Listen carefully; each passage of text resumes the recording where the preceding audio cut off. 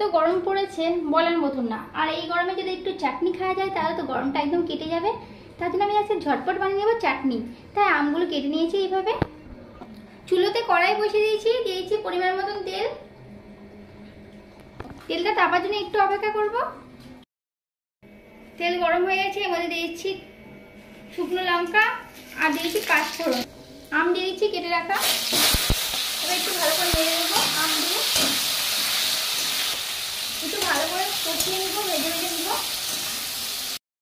ভেজে নিয়েছি পুরো কষানোর মতো। একটু হলুদ দিয়ে দিচ্ছি পরিমাণ মতো, আর পরিমাণ মতো নুন দিয়ে দিচ্ছি।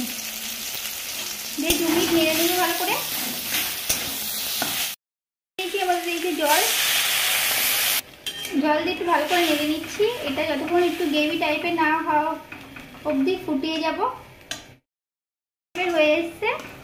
এবার এর মধ্যে দিয়েছি চিনি, পরিমাণ মতন চিনি দিয়ে দিচ্ছি। তোমরা টক ঝাল মিষ্টি এইটা হয়ে যাবে একদম, তোমরা পরিমাণ মতন চিনি দিয়ে দেবে। তোমরা যদি মিষ্টি বেশি খাও তাহলে মিষ্টিটা দিতে পারো।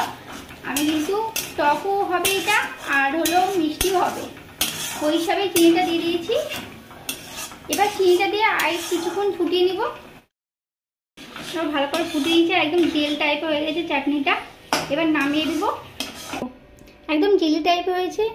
এটা খুব সুন্দর লাগে, ভাত দিয়ে খাও বা রুটিতেও খেতে পারবে। বাচ্চারা তো খুব ভালোবাসবে এরকম চাটনিটা, শুধুও খেতে পারবে। আর বাচ্চারা তো খুব ভালোবাসবে এরকম যদি চাটনি পাই। একদম আচারের মতন, ওরা তো আচার ভেবে খেয়ে নিবে। আর আমার তো খুব ভালো লাগে। চাটনিটা খেয়ে দেখতে কেমন হয়েছে।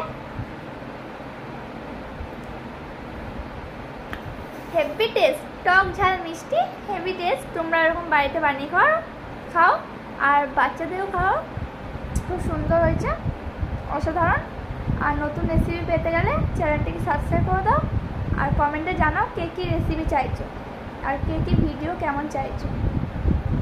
আজকের ভিডিওটা এইটুকুই, পরবর্তী ভিডিওতে দেখা হচ্ছে। Bye bye. আমি তো খেয়ে নিই।